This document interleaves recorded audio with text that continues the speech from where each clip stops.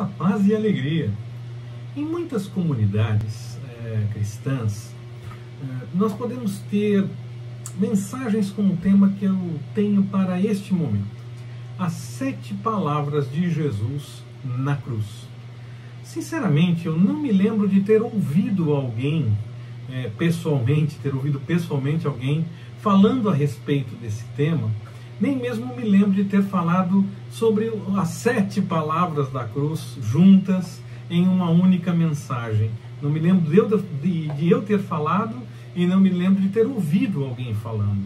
Mas eu já ouvi muitas vezes as pessoas comentando que, principalmente na sexta-feira da Paixão, a mensagem na igreja, no culto que acontecia, era exatamente a respeito das 7 palavras de Jesus na cruz.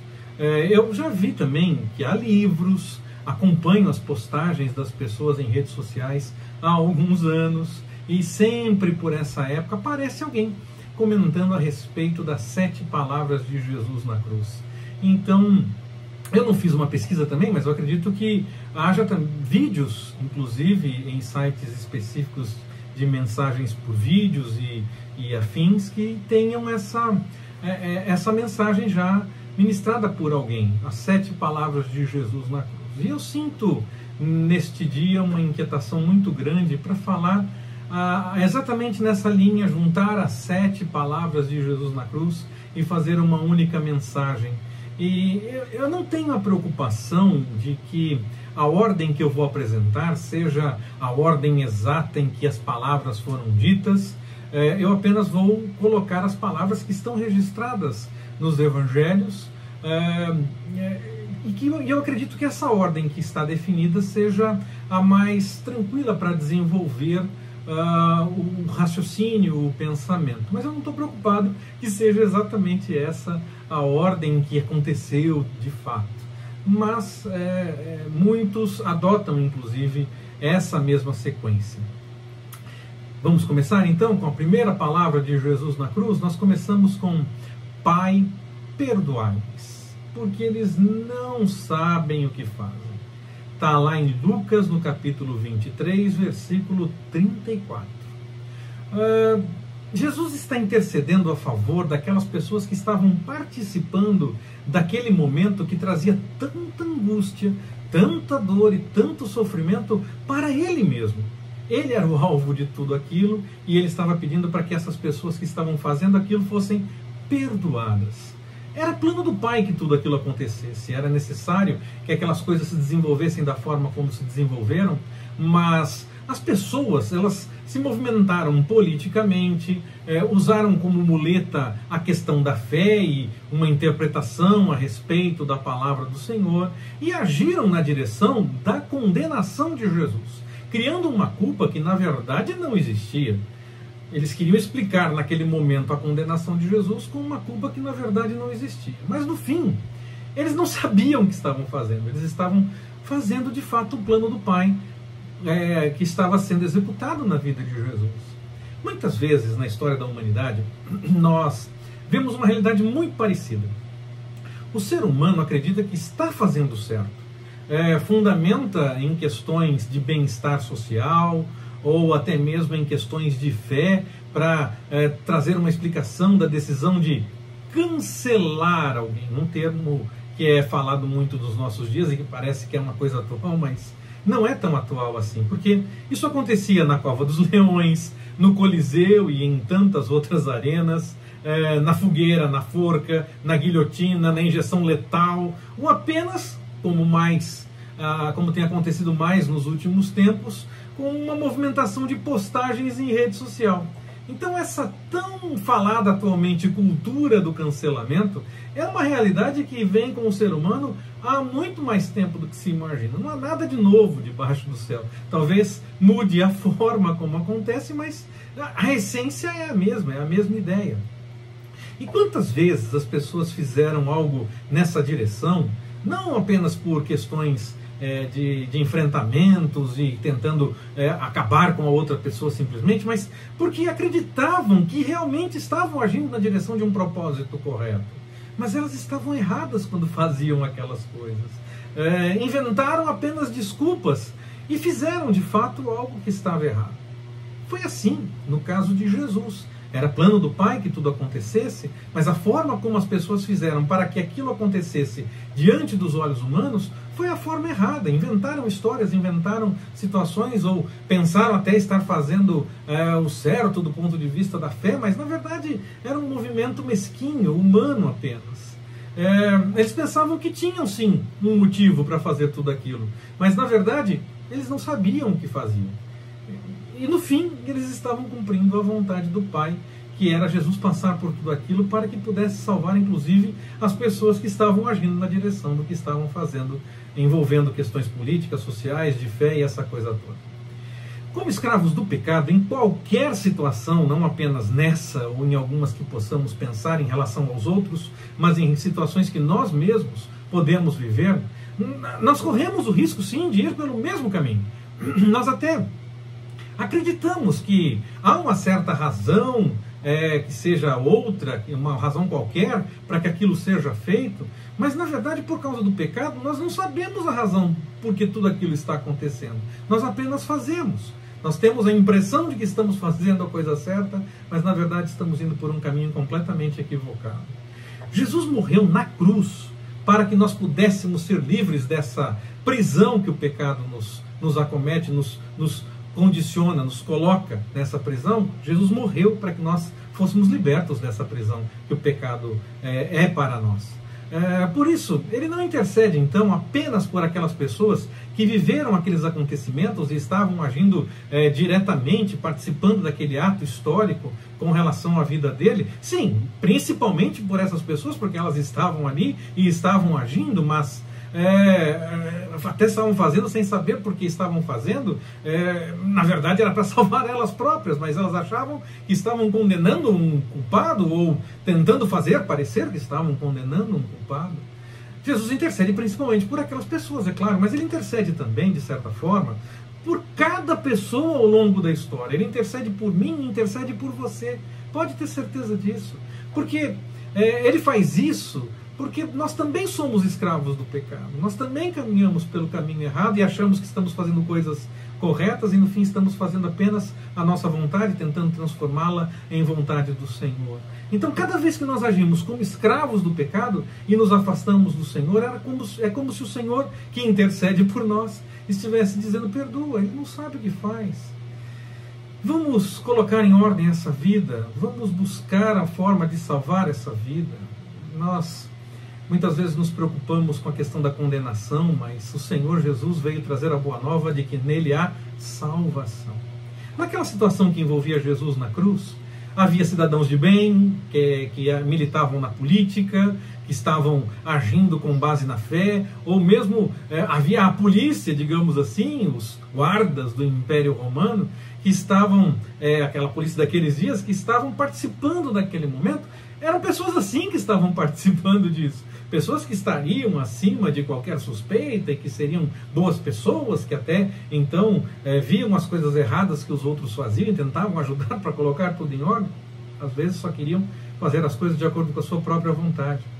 A multidão também que estava ali por perto foi levada também a participar daquela situação e pedir pela crucificação de Jesus. Eles nem sabiam que o plano do Pai era realmente aquele, que tudo acontecia porque era a vontade do Pai. Era necessário que o justo morresse pelos injustos. Mas eles achavam que estavam fazendo por outra coisa. E aí então nós temos que pensar nessa ideia do que Jesus falou: Pai, perdoa-lhes porque eles não sabem o que fazem. Então peçamos nós também: Pai, perdoa-nos. Livre-nos dessa tentação de acreditar que nós estamos fazendo algo que seja de acordo com a sua vontade, mas que se assemelha muito mais de acordo com o que nos parece correto. O nosso coração é enganoso. A resposta certa vem do Senhor. Livra-nos dessa vontade de tentar transformar a nossa vontade em vontade do Senhor. Tira de nós o desejo de fazer a nossa vontade. Peçamos isso para o Senhor, que Ele tire de nós o desejo de fazer o que nos agrada, a nossa própria vontade, e de tentar fazer parecer que isso é a vontade do Senhor. De ficar tentando fazer parecer que nós estamos fazendo o melhor e o certo, mas é de acordo com o que nós preferimos. Jesus morreu para que nós fôssemos livres disso, que, na verdade, tensiona para o lado do pecado. A morte de Jesus tem a ver com isso, com nos livrar do pecado, da distância que havia entre nós por causa do pecado e o Senhor. Que nós possamos então realmente buscar apenas e tão somente a vontade do Senhor e sempre buscar o entendimento de acordo com a vontade do Senhor. Jesus ainda falou na cruz assim: em verdade te digo que hoje estarás comigo no paraíso. Está lá em Lucas, no capítulo 23, versículo 43.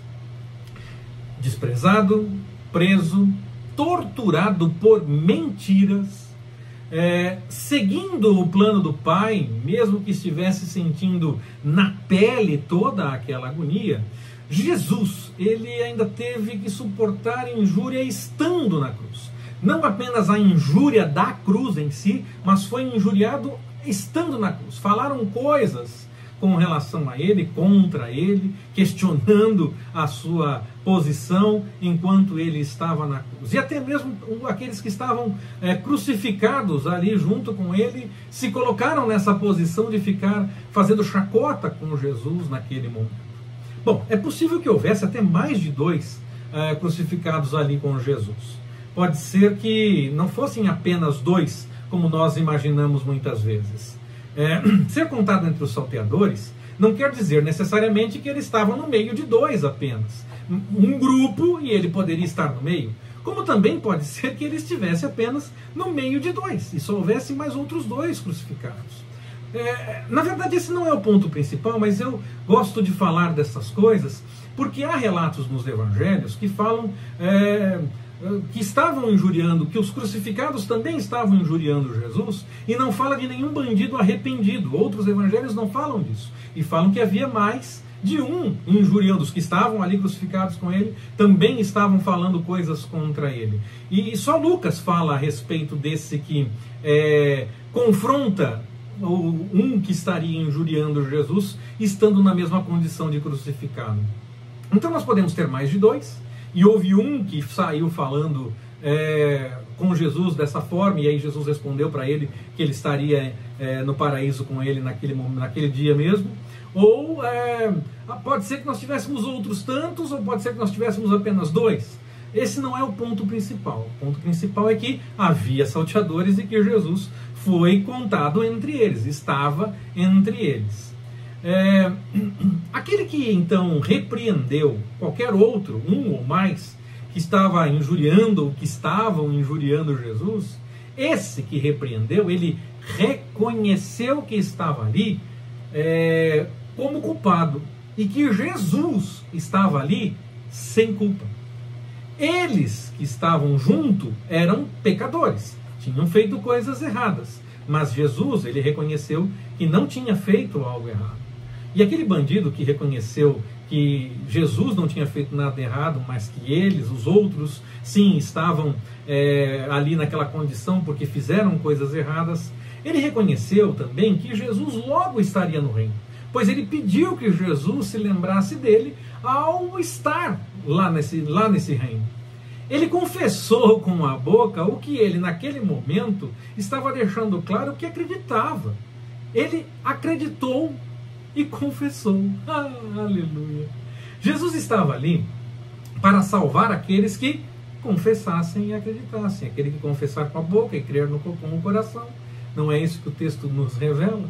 Ele estava ali também por mim e por você. Estava por aquele a quem ele se dirigiu naquele momento, dessa palavra que nós estamos falando agora: ainda hoje estarás comigo no paraíso. Então, creia e confesse, reconheça a sua condição no pecado e confie no Senhor para o perdão.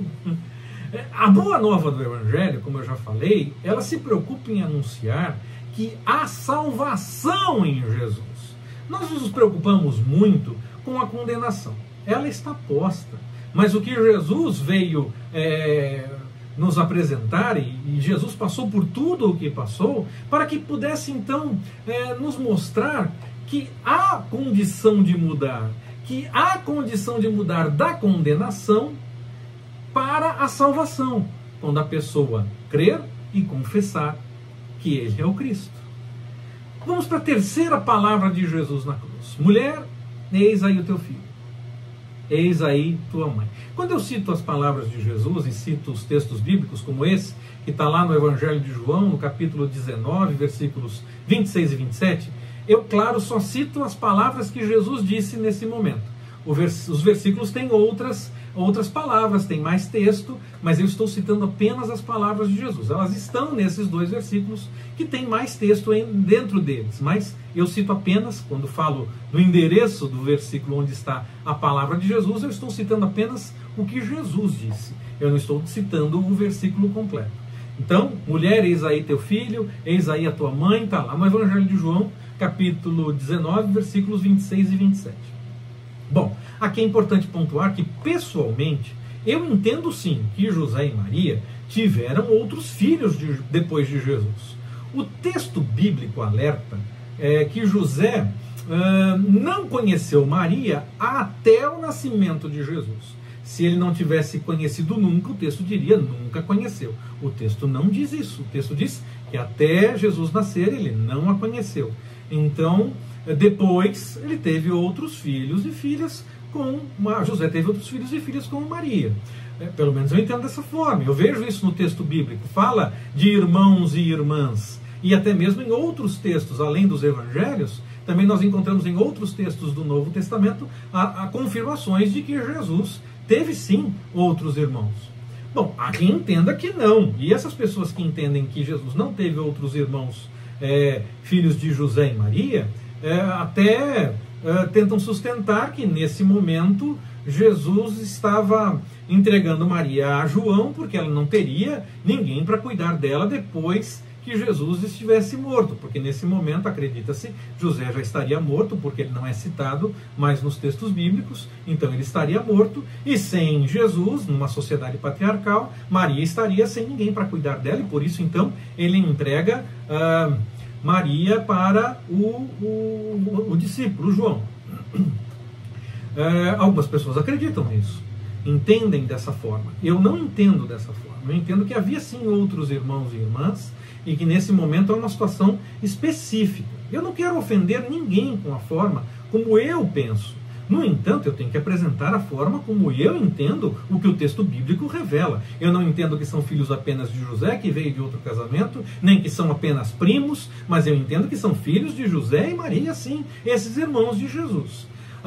Não é a minha intenção ofender quem pense diferente, mas eu tenho que apresentar a forma como eu entendo. Da mesma forma que, quando uma pessoa apresente algo diferente, essas outras ideias que eu apresentei, quem sabe tantas outras, de primos ou filhos apenas de José, as pessoas também não devem, eu não devo me sentir ofendido e as pessoas não devem querer me ofender por pensar de outra forma. Eu apenas não estou brigando com o que eu leio no texto bíblico. Para mim, sim, havia outros irmãos na família de Jesus. Então, por que Jesus entregou Maria para João naquele momento, se havia outros irmãos que poderiam cuidar de Maria? Bom, os irmãos de Jesus, o Evangelho de João mesmo nos revela isso, eles estavam um pouco ariscos com Jesus. O Evangelho de João nos diz que eles estavam questionando Jesus pouco antes de uma festa, questionando o poder de Jesus e a razão dele não assumir logo o que ele era, ou quem ele era de fato diante de todas as coisas. Então pode ser que esses irmãos não tenham acompanhado Jesus até o momento derradeiro, até o momento da crucificação. Eu gosto de lembrar dessa situação, quando penso nessa questão de entregar Maria a João, e João ter Maria como mãe, e essa coisa toda nesse texto. Eu gosto de pensar na ideia que Paulo fala lá em Filipenses, que Jesus se esvaziou da sua glória, ele tornou-se servo, foi obediente até a morte e morte de cruz. E aí, juntando com o texto de Gálatas, essa morte de cruz era sinal de maldição. Jesus foi por esse caminho. É possível, então, interpretar esse texto nesse momento que, na verdade, Jesus estaria abrindo mão de mais alguma coisa. Ele estaria abrindo mão, naquele momento, da sua própria mãe. Essa é uma das formas de imaginar esse texto. Quem abriu mão de tudo, abriu mão da própria glória para ser obediente, pode ter dado então, nessa linha de pensamento, mais uma amostra em plena cruz. Ele deu mais uma amostra que não estava preocupado com o que ele pudesse ter. Ele estava preocupado em obedecer ao Pai. E principalmente, essa talvez seja a ideia mais interessante que eu gosto de pensar nesse texto, essa sim, a ideia mais interessante. Ele estava mostrando, naquele momento, Jesus estava mostrando, entendo assim, que é preciso que nós nos preocupemos uns com os outros. Há também uma ideia a respeito de uma sociedade patriarcal, Maria estar sozinha naquele momento, essa coisa toda. Não vou por essa linha neste instante. Eu gosto muito dessa ideia de pensar que Jesus estava dizendo que nós devemos nos preocupar sim uns com os outros. Nós devemos estar prontos e prontas a acolher quem está triste e precisando de ajuda. Mesmo num momento desses, de tanta dor e sofrimento, Jesus ainda está nos ensinando algo que nós nem sempre estamos prontos nem a notar, nem a entender e muito menos a praticar muitas vezes. Nós preferimos discutir esses outros pontos periféricos da sociedade patriarcal, ou que havia irmãos, não havia irmãos, ou tantas outras coisas que são pontos periféricos e que acabam dividindo as visões por conta deles, em vez de nos unirmos no que realmente parece ser ensinado nessa situação: o apoio, a compreensão, a ajuda, o companheirismo, o acolhimento daquele que está triste e daquele que está chorando. Essa é, na minha visão, esse é, na verdade, na minha visão, o verdadeiro sentido desse momento. E é isso que deveria chamar a nossa atenção para meditarmos e também para colocarmos em prática. E passarmos então a nos ajudar mutuamente, a apoiarmos aquelas pessoas que realmente estão precisando. Nós gostamos muito de rir com os que estão rindo, nos alegrar com os que estão alegres. Também devemos nos colocar na posição de consolar os que estão precisando de consolo, chorar junto com os que choram. E esse texto nos mostra um pouco disso. Jesus convidou João a chorar junto com Maria naquele momento. Mais uma palavra de Jesus lá na cruz. Essa está lá no Evangelho de Mateus, no capítulo 27, versículo 46. Deus meu, por que me desamparaste? Essa pergunta de Jesus está, como eu disse, no Evangelho de Mateus, no capítulo 27, versículo 46. Na cruz, Jesus ele se fez maldito por mim e por você. Maldito aquele que é pendurado no madeiro. Ele levou a maldição que estava sobre nós. Na cruz, Jesus pagou o preço pelo pecado que nós cometemos. E na cruz, ele sofreu, ele sentiu na pele toda aquela dor e toda aquela angústia. Então, espiritualmente falando, ele estava levando a maldição e pagando o preço do pecado, que era nosso pecado, não dele. Então Jesus se sentiu abandonado por isso, porque esse era um momento de trevas. Era o momento em que ele estava levando o pecado, e o Senhor abomina, não quer saber do pecado, tanto que providenciou a forma de salvação através de Jesus. O Senhor não tem interesse no pecado, Ele quer que nós sejamos transformados e quer nos perdoar, e nós busquemos uma vida de santidade na sua presença. Então, Jesus se sentiu abandonado por isso, porque ele estava levando o pecado que estava sobre nós, ele estava se fazendo maldito naquele momento. Humanamente falando, toda aquela dor e todo aquele sofrimento apontavam sim para uma espécie de abandono por parte de Deus. Quantas vezes nós passamos por situações bem menos complicadas e já sentimos que quando passamos por isso não estamos tendo o cuidado do Senhor no meio daquelas coisas. Imagina passando por tudo que Jesus estava passando enquanto estava na cruz. Esse então foi um momento muito complicado. Ele se fazia maldito e pagava o preço pelo nosso pecado. Ele sentia a dor e sentia a angústia. Era realmente um tempo de muito sofrimento. Era sim tempo para se sentir abandonado. E Jesus experimentou isso para que nós pudéssemos ter vida. Ele, Jesus, se tornou o próprio abandono naquele momento para que nós fôssemos acolhidos. Ele morreu para que tivéssemos a sua vida. A quinta palavra de Jesus na cruz é: tenho sede. Evangelho de João, capítulo 19, versículo 28. A água da vida tinha sede. Era para cumprir profecia, nós sabemos, mas a dor, o sofrimento, a angústia, tudo isso e muito mais coisas estavam presentes naquele momento. Jesus sentia na pele todas aquelas coisas. E humanamente falando, Jesus sente então a limitação e revela nesse momento que ele está com sede. Então eu repito, a água da vida sentiu sede. E a água da vida sentiu sede para que nós pudéssemos ter em nós uma fonte que jorra para a vida eterna. Ele sentiu isso, viveu isso por mim e por você. Jesus ainda falou na cruz: está consumado. Evangelho de João, capítulo 19, versículo 30. Nesse momento, Jesus reconhece que o plano do Pai até aquele momento estava cumprido.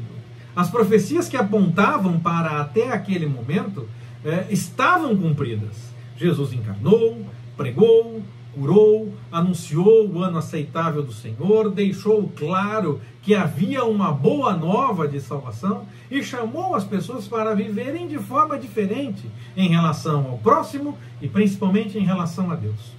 Ele aceitou a condenação e ele viveu aquele momento, ele experimentou aquela situação toda, confirmando que estava fazendo a vontade do Pai.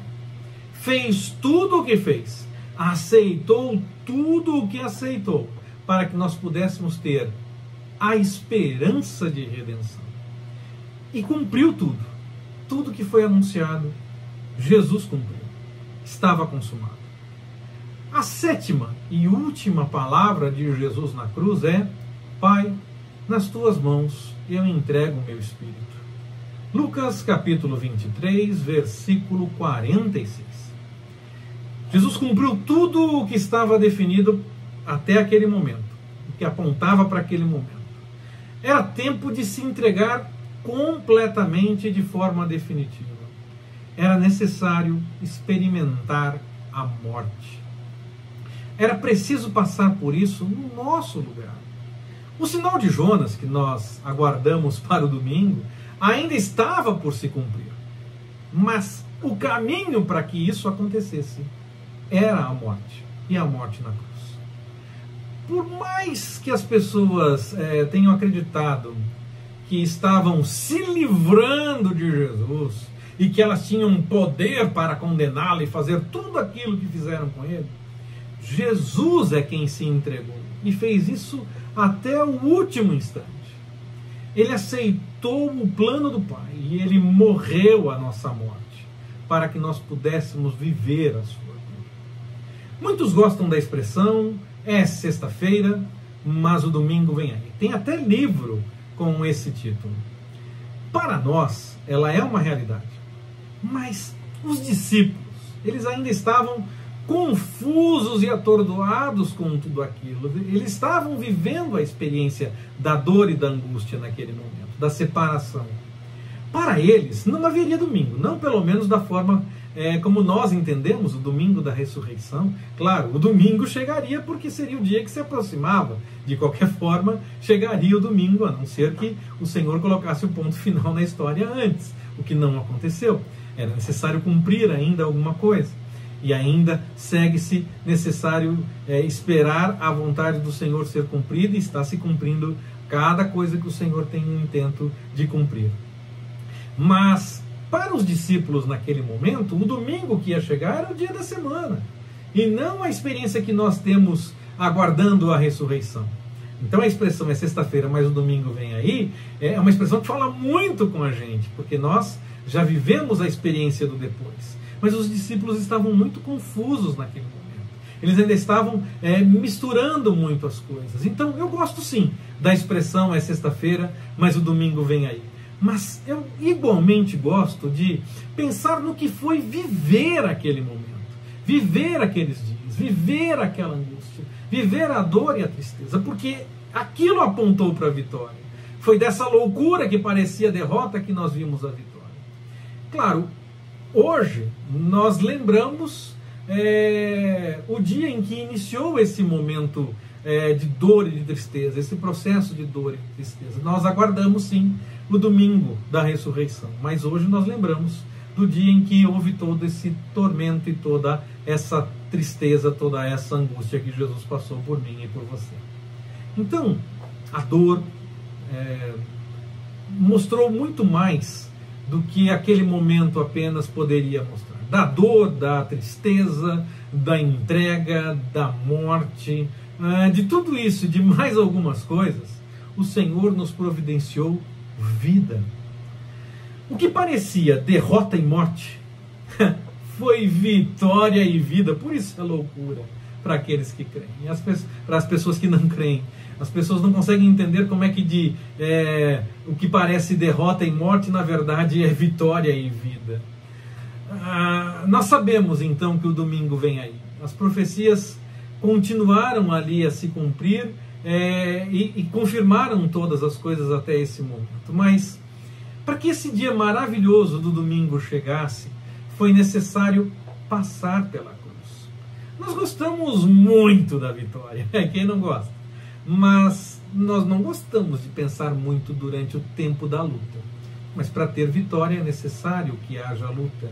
É necessário, senão é livramento apenas. Para ter vitória é necessário que haja luta.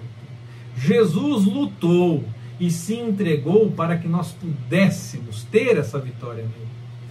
Então nós precisamos reconhecer todo esse amor, toda essa entrega, e que então nós possamos viver sim essa vitória que nós tanto gostamos e que o Senhor nos providenciou, mas conscientes de cada momento que pareceu até mesmo adverso e contrário, militando contra essa vitória, parecendo que a vitória não chegaria.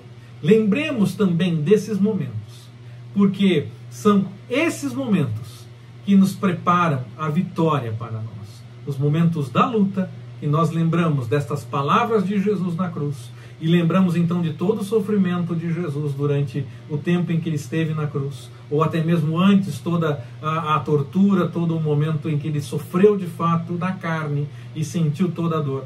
Lembremos que tudo isso que parece derrota e morte aponta na verdade para a vitória, aponta na verdade para a vida. Lembremos sim desses momentos de dor e angústia, sabendo que diante disso o Senhor cumpriu o seu plano e nos alcançou com tão grande salvação. Que o Senhor nos abençoe. Forte abraço, até mais, permitindo o Senhor.